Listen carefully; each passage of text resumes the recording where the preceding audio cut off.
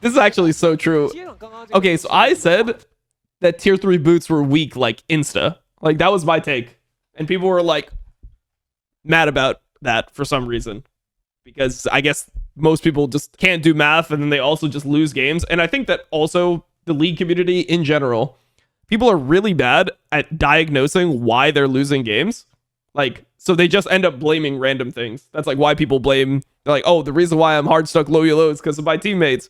Or the reason why I am losing all these games is because these boots are super broken. It's like they're losing and then they see like tier 3 boots on the other side and they're like, that must be the cause of everything. When if you actually just read the boots, they're bad. This is actually crazy that they have to say this. As mentioned yesterday, we don't think feats or Otacon are in the right spots. And in some cases, like tier 3 boots, weak. But looking to keep certain more controversial elements slightly weaker than what we think is balanced to allow players to get used to using them. So because the league community is so fucking stupid, they need to keep tier 3 boots pretty fucking dog shit. Especially as a lot of players don't read the communications we put out. They don't read anything. They never read anything. Otacon, we're looking to make Voracious Otacon a little more frequent as he's showing up in less than 50% of our games, but also reduce his effects power a bit. Wait, so they're going, okay, so they need to, by making him more frequent. Wait, so does that mean that we're just never going to see ruined Otacon in pro play ever? Because if they're making Voracious Otacon more frequent, that means that they're increasing the threshold of kills and damage that it takes to create ruined Otacon or ruinous Otacon, whatever. So by doing that, when pro play is already Voracious Otacon every single game, ruinous Otacon is just never seen in pro play, period. Right? That's what they're saying? That's the exact opposite of what I think should happen. I think this is literally the exact opposite of what should happen. I think the threshold for Voracious Otacon needs to be way higher.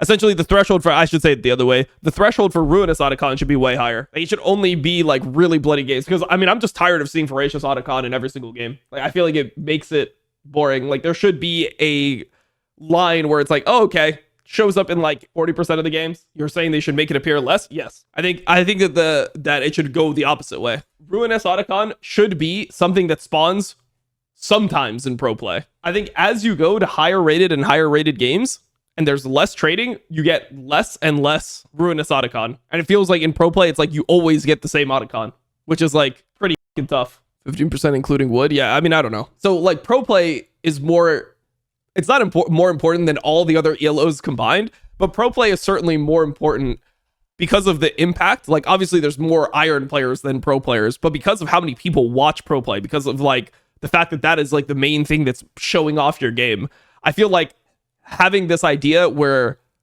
we just like one of the mechanics in the game just doesn't ever like attribute to pro play, I feel like that is like really weird, to be honest. I don't even know what Voracious does, the free GA one. People don't understand that low ranks don't matter when it comes to balance.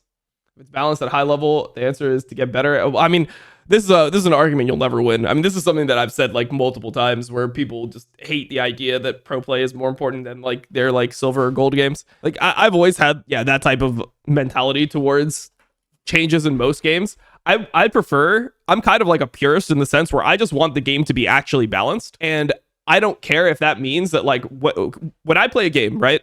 Like for example, the game I always use that I was never good at, but I played like a decent amount of, probably like 50 hours or something, was Overwatch. Like I never played like any type of shooters growing up. I also played characters in that game that were not characters that I would probably like climb on. Like I was like, oh, I'm just gonna play for fun, so I just played like DPS, even though I have like bad aim, whatever. And I was like a gold player in Overwatch. I think maybe I hit plat once, but I was like a mid to bad player in Overwatch. When you're that level of player, you have no idea what's strong. Like I had no idea what characters were strong on the like in the game in general, or anything about the game, or what was broken about maps. Like when you're a bad player, your thoughts are not even like related to balance. They're like, I missed that fucking shot. Shouldn't have walked there. Like I feel like balance matters so much less when you're not good at a game compared to like when you're actually good at a game. And I really don't like the idea that things are super OP, or like we have a mechanic that essentially is just never going to be seen in pro play because low elo players can't stop random fighting. Like it just seems super weird.